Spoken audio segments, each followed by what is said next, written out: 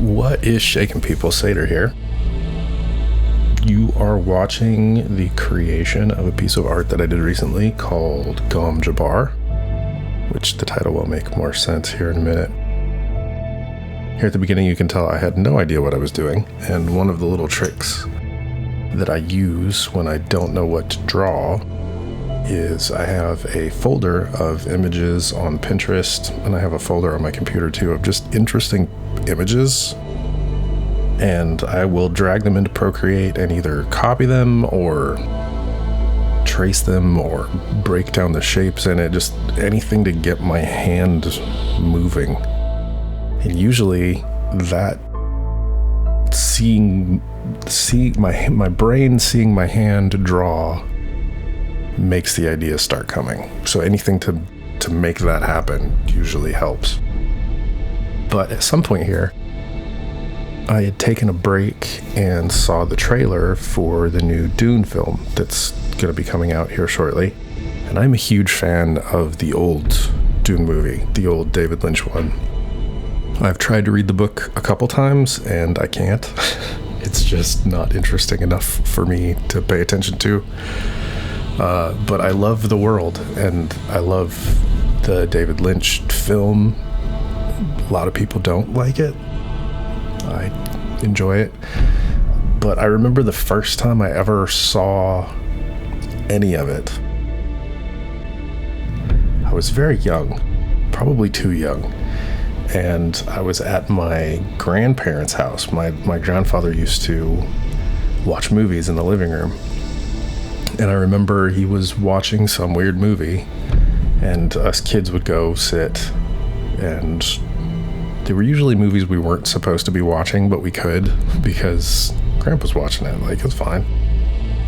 And I vividly remember this scene, the Gom Jabbar scene, also known as the test of humanity or the pain box, which is one of the characters, the Reverend Mother, sticks Paul Atreides' hand into a box and holds a needle to his neck, and the needle is the Gom Jabbar, and the box is the test of humanity. And the idea is the box is filled with pain, and if you remove your hand from the box, you die. So you have to overcome your primal urge to remove your hand from the box to get away from the pain, in order to prove that you have humanity or something. But it was horrifying to me as a child. And then as I grew older, I kind of understood the references and really enjoyed that scene. And I enjoyed how much it affected me as a young little satyr. Just something about that film in general, the feeling, the colors, the style of like the art design, all of it is very unique to that film, or at least at the time. Like a lot of movies now have kind of taken from that as inspiration. So you see a lot of those stylistic things elsewhere now, but at the time that felt like a totally different world that I had never experienced before. And I really enjoyed that. I enjoyed the idea of a world where everything was different, which led, now I'm an old man, and one of my favorite things is hard sci-fi, just these science fiction stories where all of the rules that we think of are entirely different. The struggles day to day are entirely different struggles, and that's always fascinating and enjoyable to me. Now here's my first take at the actual lettering of the Gom Jabbar. I found this cool font, and I was going for an Art Nouveau vibe, heavily leaning into the Art Nouveau stuff, and this font at first felt very Art Nouveau, but it also felt a little too, organic. So I end up sort of redoing it here at some point. For those interested, the program that I I'm using is Procreate on the iPad. It allows you to do these really cool time lapses where it takes every minute of you working on an image and compresses it down to a second. So every hour is compressed down to a minute. And as you can see, this is even the time-lapse version of this video is 30 some minutes long. So I think I had in total about 35 hours into this, which is a lot. And it'll kind of make sense where all of that time went. This part here, so far, nothing too crazy. A lot of it was just feeling out ideas. I tend to do that a lot. I'll go down a path with an idea and see if it's going to work. And sometimes it does, sometimes it doesn't. With this, I didn't really have a starting point. I didn't have a place that I wanted to end up at. So there were a lot of ideas that I tried, just kind of letting my hand go where it wanted to. So there's a lot of things, if you watch, where I will try an idea and it won't work. So I'll kind of go back or try something else and just kind of keep reworking it over and over again, waiting for the thing that clicks, which does at some point here.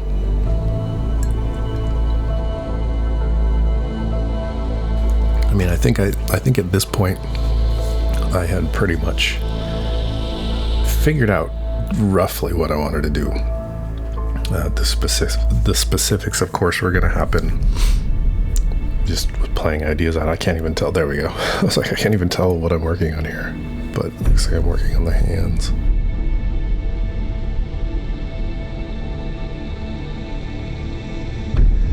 Yeah, there's not a whole lot else to talk about with it. It was the first piece of art I've done in a long time that didn't feel like work. Like, I genuinely woke up and was trying to get through my coffee as quick as possible so that I could get back to working on it. Because I was enjoying the process of exploration, I guess. Just trying ideas. That's always fun. And something about this in particular, I worked on it night and day for, I don't know, a week or more. Yeah, it was almost 2 weeks, I think. But there were days that I literally woke up, rushed through my coffee, and then just started drawing. And the next thing I knew, it was, time to eat dinner and go to bed. Which is horrifying when you lose that much time, because you don't notice that much time going by. You kind of get lost in what's happening in front of you. I usually have a movie, or I'll go find a YouTube playlist or something of just not particularly anything to look at. If it's movies, it's usually movies I've seen before, that I've seen a lot, so I don't have to look at it. I can just watch it or just play it so that my ears have something to listen to. Sometimes I'll listen to music. Anything to get my conscious brain out of the equation. Like, if there's something that I can get my conscious brain to focus on, it kind of gets it out of the way so that my hands and my, I guess, subconscious, I don't know what it is, but they can communicate a little more clearly if the conscious part of my brain is not in the equation. So listening to music or binging a TV show that I've seen a million times or something. That's kind of my go-to at the moment. Music is good. I sometimes get a little too lost in music. I focus a little too much on it. And I think because I make music as well, it can be kind of distracting. non-lyrical music is good, anything without lyrics. There's a bunch of playlists on Spotify designed for programmers that are kind of upbeat. There's all sorts of different styles, but they're very upbeat but not lyrical, and those are fun playlists that tend to work well. But there's also a ton of albums that I've listened to. I think there was a big chunk of this that I was listening to the Mr. Robot soundtrack, which has been my go-to for about a year and a half, 2 years now, because it's just an amazing soundtrack. And it's something about it is just enough. It's just enough to keep the parts of my brain that need to be distracted without kind of going overboard. This design stuff on the side that I'm doing, I had a Pinterest pulled up on my computer with just a bunch of old Art Nouveau posters. And they're the posters everyone has seen with, the woman and the tree and all of those things. And just letting my eyes, looking at the entirety of it, 20, 30 images, and just letting my eyes find the things out of those 20 or 30 images that it got drawn to, and then trying to incorporate those ideas into this somehow. And it's interesting how much you learn about an art style by doing things like this. Looking at all the different images and looking at trying to break down what exactly the style consists of. And it's always interesting because it always ends up being more or less than I originally intended. Like this, I don't know why I thought this would be a good idea. I've had a couple people ask me, why did you go Art Nouveau with this? And I couldn't tell you at all. I spent a lot of time on this little stuff though, which is funny because most of it ends up getting covered up. But I spent hours working on this intricate little centerpiece here. And I was just kind of in a zone. This is very much when I was just waking up and just getting right to it and getting lost very quickly in kind of the minutia of it all the little details, and just trying different ideas and trying to figure out the depth of all of it, the different sections. Do I want the center to stand out or be pushed back, and how do you do that? Is that thing in the background a circle? Is it a sphere? And if it is, how do you show that? All while trying to incorporate these other designs these other ideas from the Art Nouveau designs. Procreate's really good too for, like, you can see I'm doing it here where if you draw on it kind of splits the screen down the middle and mirrors it, so you only have to work on one side and it copies everything over to the other side. And I use that a lot on this kind of on and off. You'll see as it goes on, it ends up, the entire image was a little too perfectly balanced, so I end up throwing it off at one point, but on purpose. But on a lot of this was just kind of going back and forth between mirroring stuff and not mirroring stuff, and Procreate makes that really easy to do, which is nice. And I found a little I've got it here, a little device designed for your non-drawing hand to work with Procreate that has just kind of hotkeys for making your brush bigger or smaller, or undoing and redoing. And it is surprising how quickly it has become kind of second nature for my left hand to go for these different buttons, which is cool because one of the things that I don't like about Procreate is the interface for interacting to do stuff. The drawing side of it is great, but the interactions as far as doing anything else gets kind of cumbersome. And I don't know if there's a better way to do it. I think about that a lot, and I don't know if there is. I can't think of anything, but doesn't mean it doesn't exist. But this little device that I got, it helps a ton and just kind of streamlines that process, because it takes all of that interaction away from you having to touch the screen at all, which is super nice.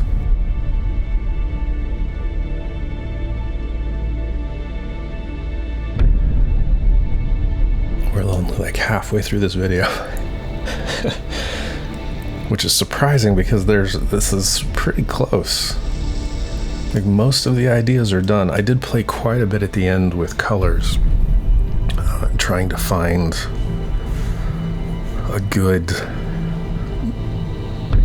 color palette to work with. So you'll see that at the end I kind of bounced through several different ideas. There's another thing that Procreate allows you to do. Once you have a section colored, you can alpha lock it and change the color all you want, and it makes it super easy to try different ideas as far as coloring in an art style like this, where it's more illustrative than painterly or something.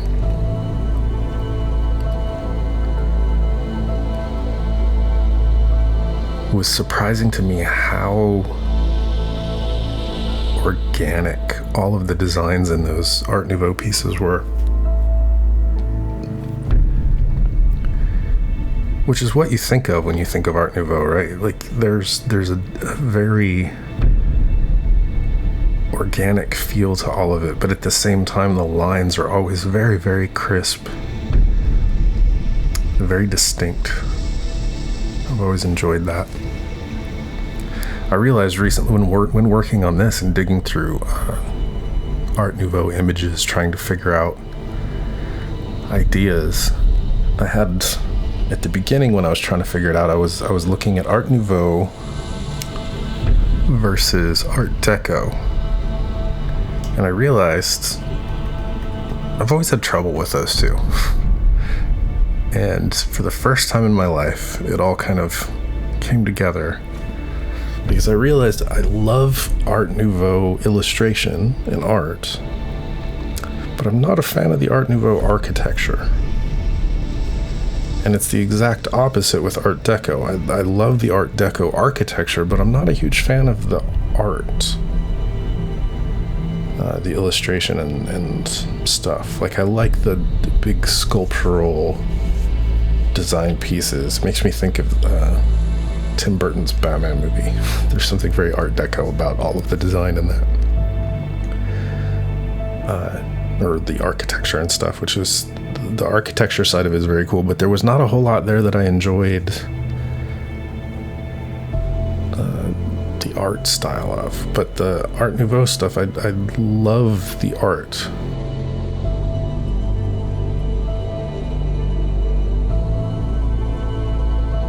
There's so many great artists from that period. I mean, Mucha is, of course, the default. When people think of Art Nouveau illustration, they're usually thinking of Mucha. I don't even know if that's how you pronounce it, but Alphonse Mucha. And Gustav Klimt is another one. Has a very distinct style that is very specific to like, these artists are so specific to their art and their time. But those were probably the two that I was looking at the most, definitely leaning really hard into the Mucha. Like, the page of art that I was looking at was mostly that. Mostly that work. Which I feel like shows quite a bit. Not that I'm saying I did it perfectly, but like, that definitely, like, looking at this right here is very Mucha inspired.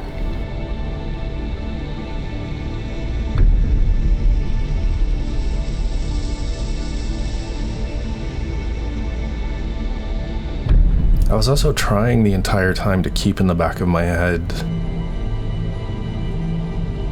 the world of Dune and the different factions, and there's little nods here and there to the world itself, like the circles, all of the different circles, the big circle in the middle and the three at the bottom representing the different planets in the solar system of the Dune universe.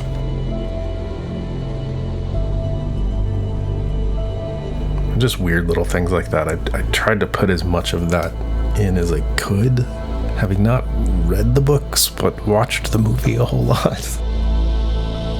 I am super excited for the new movie. I know a lot of people get weird about this idea that things can't be touched again once they've been made. And I don't know. Some of the movies, the remakes that I've seen, end up better than the originals, and so I don't know. I don't feel like it's fair to say all remakes are bad. And technically, isn't everything kind of a remake of something else anyway? I mean, we're a little more on the nose about it now, but all art is kind of the mixture of your experience and the art that you've enjoyed and the art that you're looking at and what's going through your mind at that moment. But even all of that is just a reworking of things that existed before. There's a great documentary series called Everything's a Remix, and it's about music, but I think it kind of carries over into art as well, and just this idea that nothing is new, nothing has ever been new. There is no, amazing new idea. Everything is kind of a mixture and a take on things that existed before it. So to have this idea that, like, you have to create something new, you have to, create something specific to just you. A lot of artists fight with that, and in the end, that's not what art is. No matter how hard you try to fight that, art is your experience and the things that you enjoy. And here I am fighting with colors. I have trouble with color, for sure. I spent years just drawing with pencils and ink. So it was just black and white. So my brain is a lot more, I was going to say very good at, but I don't know if I'm good at any of this, but my brain is more wired toward lines and black and white and shades of gray. So when it comes to working with color, it takes a lot more for my... That's the part that I can feel myself thinking. It's an active participant moment and not a passive participant moment. Here I don't know what I'm working on. What is happening? Oh, more lettering. I changed the font to something a little, still in that Art Nouveau style, but just a little more fonty, a little less organic, a little more organized, I guess. I don't know what the word is I'm looking for. A little more something. It was a lot of fun. I did a bunch of this on stream. I stream 3 days a week. And did a lot of it on stream, which was a lot of fun, being able to interact with people. I tend to get distracted fairly easily on stream, so I usually don't get a whole lot done, but it's nice to at least start getting something done and then figuring, just kind of going with it where it goes. And the stream was really my way during all of this lockdown and stuff to force myself to draw on a regular basis, because I figured if I could get a regular group of people coming to my stream, and I said, this stream is for me to make art in, then at least it would force me to keep coming back to this idea of creating. And it has, absolutely. I've made a ton of music on stream, which has been fun to kind of get back into all that again. It's been a super positive experience.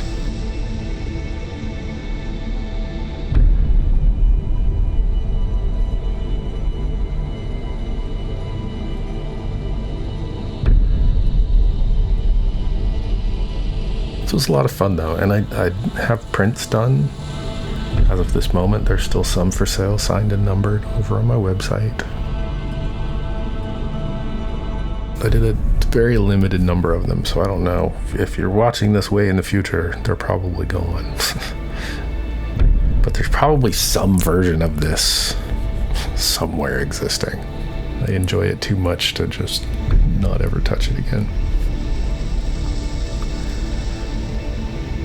And here, I again can't quite tell what I'm working on. Oh, more letters. There we go. I haven't quite figured out what Procreate considers working. This is difficult for my brain. So I'm trying to I have all of this design stuff that I've spent all this time and energy creating and trying to make the colors different enough that all of the bits and pieces stand out while still kind of harmonizing with each other. And also playing with, the Reverend Mother character versus the background and trying to pull them apart, but not so much that they don't feel connected. It's all a weird balancing game when it comes to this stuff. Here I went full crazy on the Gom Jabbar stuff at the top, trying to just bring a little more of that Art Nouveau design, those weird little design elements. It's one thing I noticed in a lot of the text looks like, of course, considering the time period, it makes sense. A lot of it was hand lettered. So there's a lot of flourish in the letters themselves, in the lettering, but also in the spaces between them and in the area around the letters. In a lot of those old Art Nouveau posters that I was looking at, or images that I was looking at. So this was just trying to pull in some of that, some more of those elements. I can't remember if I kept all of that in there or not, now that I think about it. I know I did a bunch of work and looked at it, and it felt really busy at the top, and it felt like it had kind of lost something, but I think I did end up keeping some version of it in there.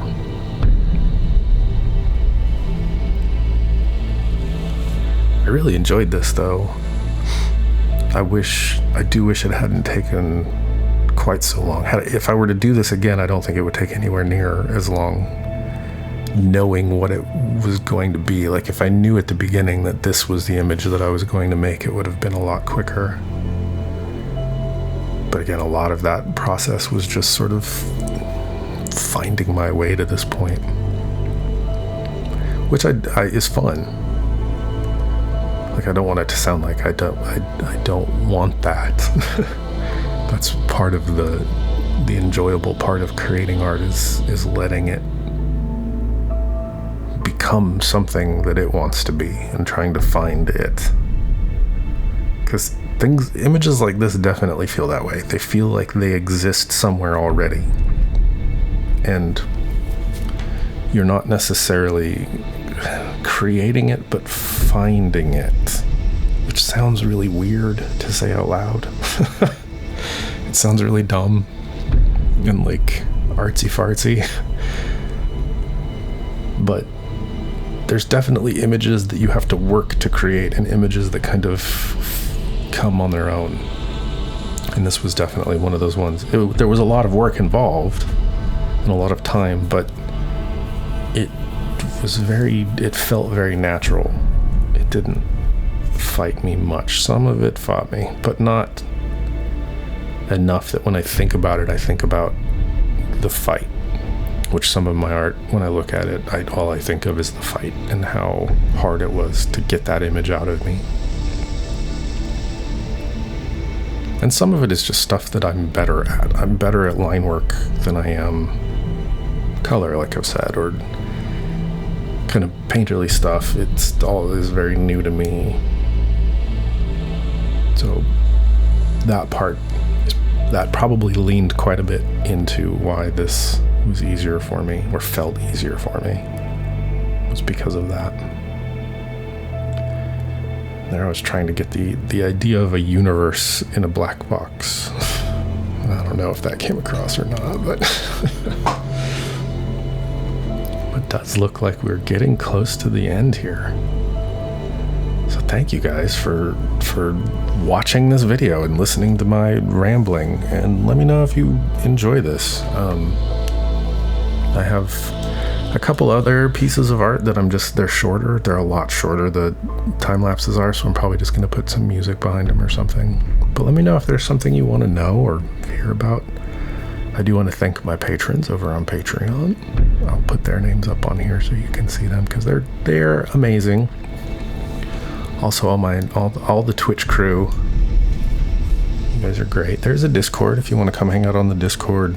There's a Facebook group too if you want to swing on by the Facebook group. Just go to the website, check it all out. I have a very welcoming crew of people, actually. I have a strange little community where everybody's nice. We tend to help each other out and be there for one another. It's kind of cool. So come be a part of our little community. Here I am trying to figure out my signature, which is always a pain in my butthole. I hate it. I hate everything about it. I do like that it's kind of hidden in there. They exist, but they don't. Anyway, it is winding here to the end. So thank you guys again for hanging out with me. I love you all, and I will see you in the next video.